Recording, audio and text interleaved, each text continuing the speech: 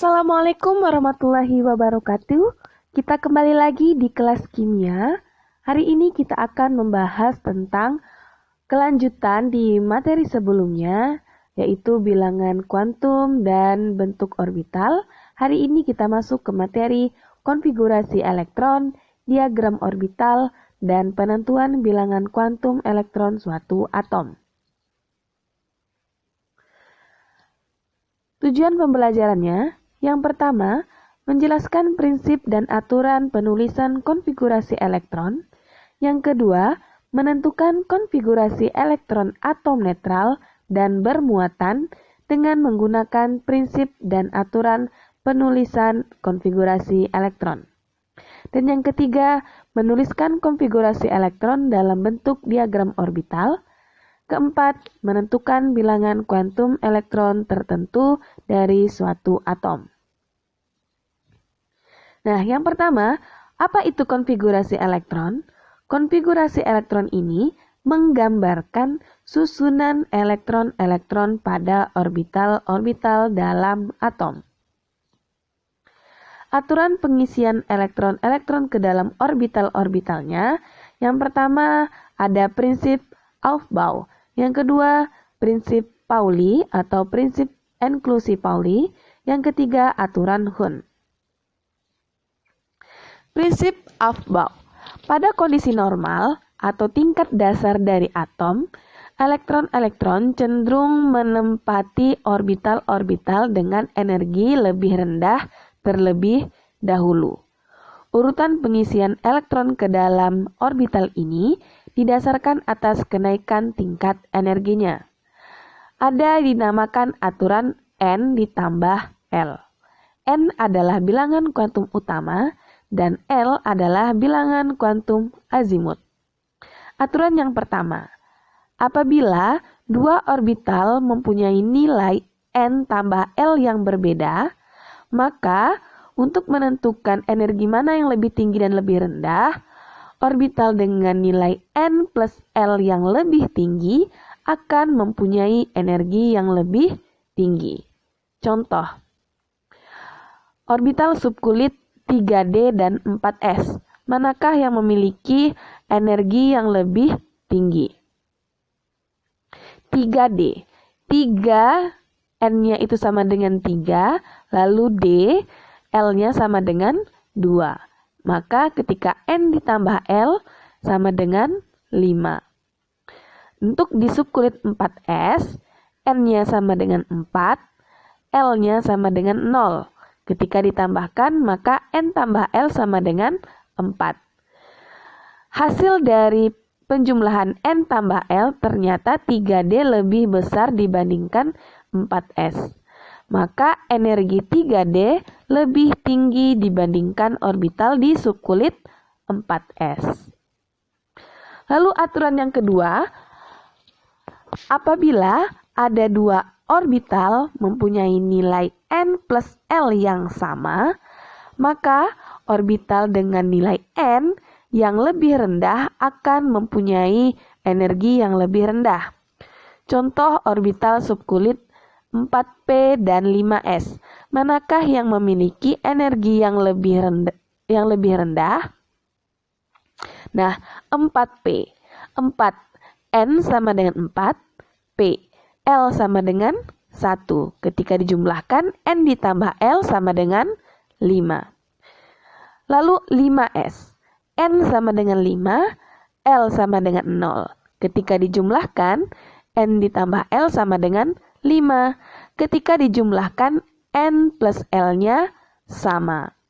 Maka untuk menentukan mana energi yang lebih tinggi dan lebih rendah, kita lihat dengan nilai N. Jika nilai N-nya lebih rendah, maka energinya lebih rendah. Jika N-nya lebih tinggi, maka lebih besar, maka mempunyai energi yang lebih tinggi. Maka 4P dan 5S, N pada 4P itu lebih rendah dibandingkan orbital di subkulit 5S. Maka 4S memiliki energi yang lebih rendah dibandingkan orbital di subkulit 5S. Nah, urutan orbital dimulai dari tingkat energi terendah secara berurutan pada sebagai berikut. Nah, 1S lebih kecil dibandingkan 2S, 2S lebih kecil dibandingkan 2P. Nah, ketika Anda menjumlahkan N ditambah L, contoh 1 tadi 4P dan 5S. Nah, 4P lebih kecil dibandingkan 5S. Lalu tadi 4S lebih kecil dibandingkan 3D. Bisa juga kita cek di 1S lebih kecil dibandingkan 2S. Ya.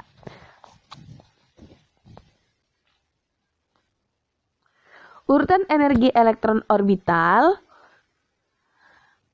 ada beberapa contoh penggambaran. Ini gambaran yang pertama, 1S, lalu masuk ke 2S, lalu ke 2P, 3S, 3P, 4S, 3D, 4P. Nah, itu gambaran untuk cara pengisian elektron pada orbital-orbitalnya. Nah, yang benar itu dari tingkat yang bawah ke atas. Jadi, dari 1S masuk ke 2S, lalu ke 2P, ke 3S, ke 3P, ke 4S, dan seterusnya. Sesuai dengan urutan tingkatan energi di sebelumnya.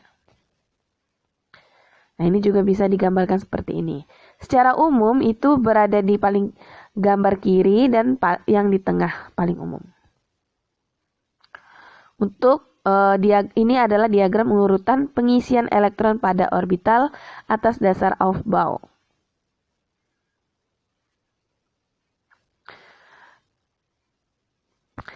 Lalu selanjutnya ada prinsip Pauli atau prinsip eksklusi Pauli. Prinsip larangan Pauli atau eksklusi Pauli yaitu dalam satu atom tidak boleh ada 2 elektron yang mempunyai 4 bilangan kuantum dengan nilai yang sama. Jika 2 elektron mempunyai nilai N, L, dan M yang sama, maka nilai S-nya harus berlawanan.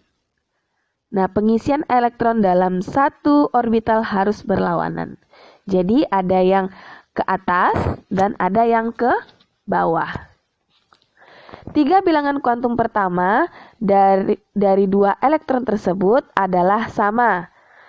Jadi kalau misalkan kita lihat jika N-nya sama dengan 1, L-nya sama dengan 0, M-nya sama dengan 0, oleh karena itu nilai bilangan kuantum yang keempat harus berbeda. Ada yang plus setengah itu tanda panah ke atas dan min setengah itu tanda panah ke bawah. Harus berlawanan.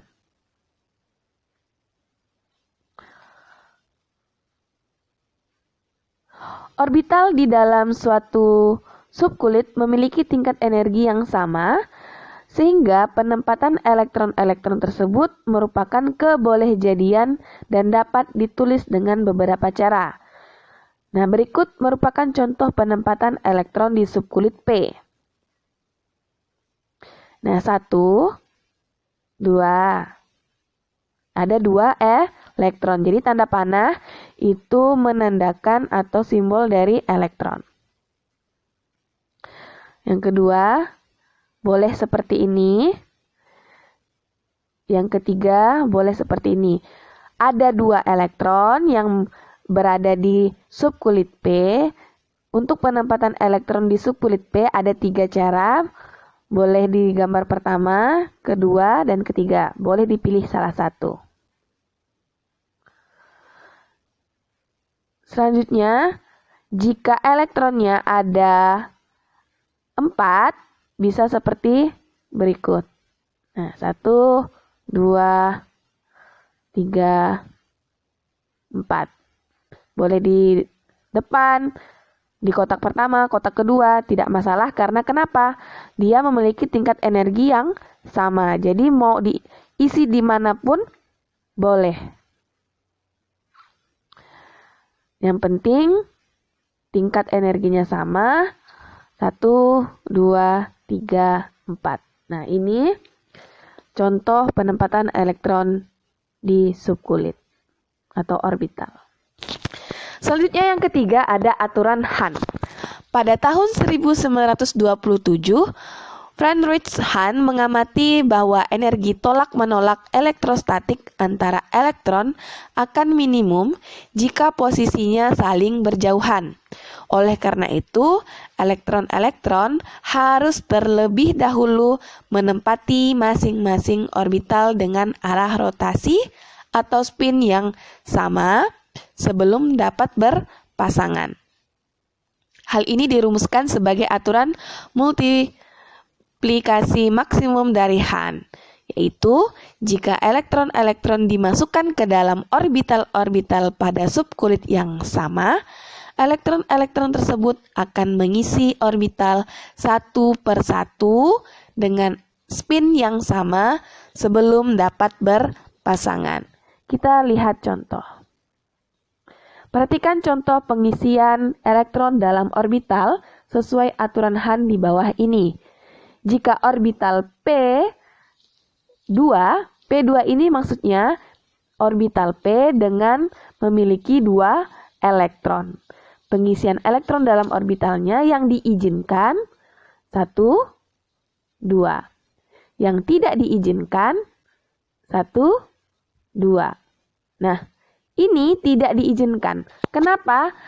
Sesuai dengan aturan Hahn bahwa isi satu per satu terlebih dahulu di orbitalnya.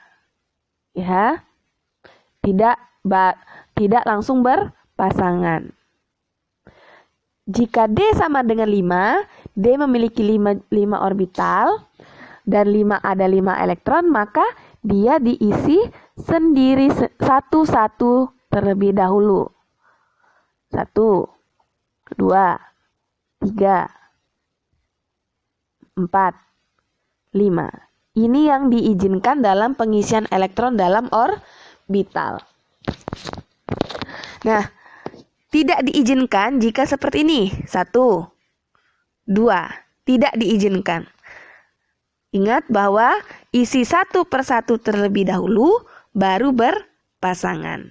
Nah, berarti seperti ini tidak diizinkan. Nah, selanjutnya jika D7 berarti orbitalnya ada 5 dan elektronnya ada 7. Cara pengisiannya, coba perhatikan. 1, 2, 3, 4, 5, 6, 7. Nah, ketika sudah satu-satu masuk ke seluruh orbital, baru dia berpasangan. Tidak diizinkan jika langsung 1, 2. Tidak diizinkan langsung berpasangan. Tetapi satu per satu terlebih dahulu. Nah, tidak diizinkan. Nah, itu adalah aturan Hahn. Sekarang kita akan masuk ke penerapan ketiga aturan tersebut pada pengisian elektron-elektron dalam orbital-orbital.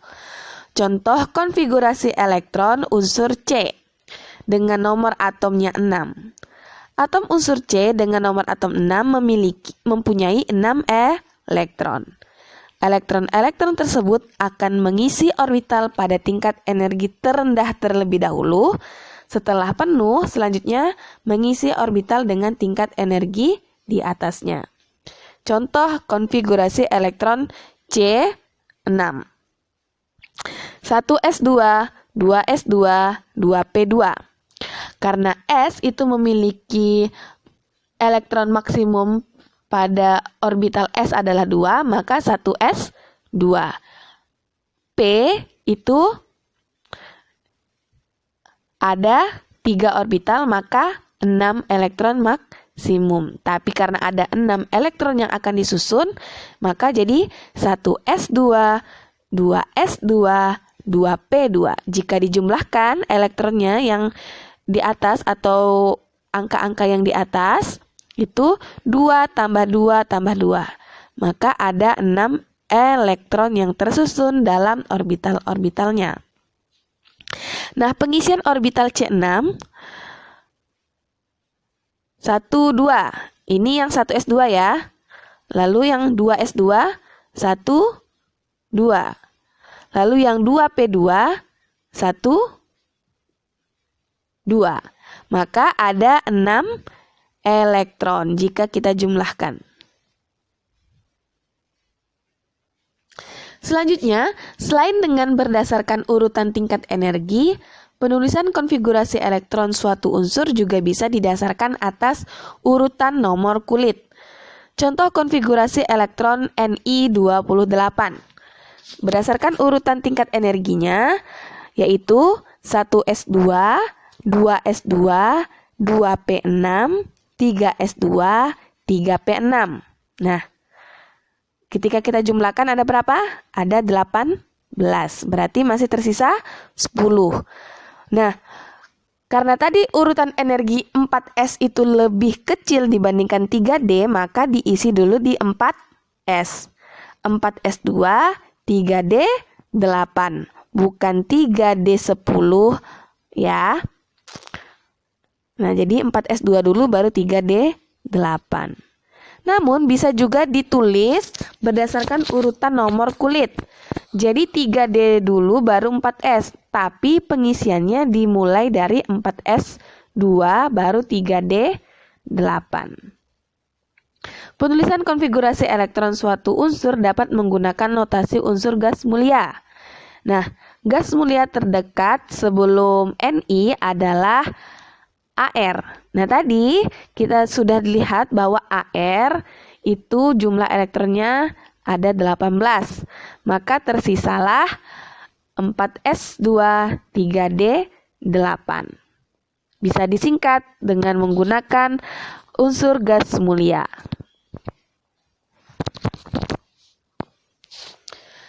Konfigurasi elektron.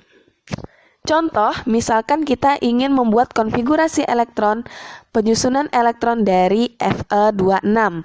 Berarti jumlah elektronnya ada 26. Nah, tadi yang terdekat untuk Fe adalah AR. Nah, untuk bila gas mulia itu ada helium, ada neon, AR. Nah, AR ini memiliki jumlah elektron 18. Maka langsung disingkat dengan 18. Sisa berapa? Ada 4S2 dan 3D 6. Karena 26 tadi AR sudah 18, maka 18, 19, 20. Masih ada 6 ya? 21, 22, 23, 24, 25, 26. Berarti ada 26 elektron yang tersusun di orbital. Diagram orbitalnya. Lalu contohnya Cu29. Sama, masih disingkat dengan AR. Berarti ada 4S2 dan 3D 9. Apakah jika secara normal penyusunannya seperti berikut. 18 di AR ya, 18, 19, 20, 21, 22, 23, 24, 25, 26, 27, 28, 29. Berarti sudah 29 elektron yang tersusun. Tapi kenyataannya bahwa elektron pada 4S2 itu berpindah di 3D, maka menjadi 3D 10 4S1. Mengapa demikian? Karena ada aturan yaitu konfigurasi elektron penuh dan setengah penuh itu lebih stabil. Nah, orbital terisi setengah penuh D5 atau penuh D10 bersifat lebih stabil dibandingkan dengan orbital-orbital yang terisi hampir setengah penuh, yaitu D4 atau hampir penuh D9. Sekarang contohnya CR24. CR24 jika konfigurasi berdasarkan urutan tingkat energi itu AR 4S2 3D4. Namun, kenyataannya bahwa konfigurasi setengah penuh dan penuhnya itu P1 dan 3D5. Penuh dan setengah penuh itu lebih stabil dibandingkan urutan tingkatan energi berikut. Khusus untuk yang 3D5 dan D10 ya. Lalu CU29. Nah, 4S2 dan 3D9. Karena hampir mau penuh 9, maka di S2 itu jadi 4S1 dan elektronnya berpindah di 3D10 karena itu lebih stabil. Selanjutnya konfigurasi elektron atom bermuatan atau disebut ion. Konfigurasi elektron atom bermuatan positif atau ion positif atau kation. Contoh misalkan Fe26, maka elektronnya ada 26. Tadi penyusunannya AR itu 18, 18, 19, 20, 21, 22, 23, 24, 25, 26. Nah, bagaimana jika elektron tersebut dilepaskan? Apabila suatu atom netral kehilangan atau melepaskan sejumlah elektron dari kulit terluar, yaitu kulit yang sudah terisi dengan nilai N paling besar. Berarti kamu cari N yang paling besar atau kulit terluar, maka atom tersebut akan kekurangan elektron dan menjadi atom bermuatan positif atau disebut kation. Nah, meskipun pengisiannya itu energi tingkat energi 4S2 tadi ya, itu lebih rendah dibandingkan 3D6, namun keluarnya atau lepasnya itu 4S dulu. Kenapa? Karena berada pada kulit terluar. Nah, Fe26 melepaskan 1 atau plus 1 elektron sehingga jumlah elektronnya menjadi 25. Nah, dia akan lepas 1 elektron. Nah, jadi 4S1. AR18, lalu 4S1, 19, lalu 3D6 ada 6. 19 tambah 6, 25 elektron. Konfigurasi elektron Fe plus 1 jadi melepaskan 1 elektron sehingga 3D6 dan 4S1. Selanjutnya konfigurasi elektron atom bermuatan ion. Konfigurasi elektron atom bermuatan negatif atau ion negatif yang disebut anion. Apabila suatu atom netral menangkap atau menarik sejumlah elektron untuk mengisi orbital dengan tingkat energi terendah. Jadi nanti kalau misalnya elektronnya ditangkap, diisi dari mengisi orbital sesuai dengan urutan tingkatan Aufbau atau tingkatan energi terendah yang belum terisi penuh, maka atom tersebut akan kelebihan elektron dan menjadi atom bermuatan negatif yang disebut anion. Contoh misalkan atom O dengan nomor atom 8, He itu elektronnya 2. Kenapa? Karena nomor atomnya 2. 2, lalu 1S2 atau 2 di He, 2S2, 2P4. Maka susunannya tadi He2, 2, 3, 4. Nah, masih ada berapa? Masih ada 4 ya. Masuk ke orbital atau subkulit 2P4. 1, tadi ya 1, 2, 3, 4, 5, 6, 7, 8. Ada 8 elektron yang tersusun pada orbitalnya. Namun bagaimana jika dia menangkap 2 elektron? Kalau 8 menangkap 2 elektron, maka elektronnya jadi berapa? Jadi 10.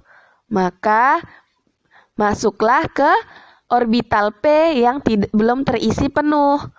Nah, He-nya 2, 2, 3, 4, 5, 6, 7, 8, 9, 10. Maka ada 10 elektron yang tersusun pada orbital-orbitalnya. Nah, yang terakhir, pembahasan yang terakhir yaitu penentuan bilangan kuantum elektron suatu atom. Contoh, misalkan kita penentuan 4 bilangan kuantum elektron pada atom N.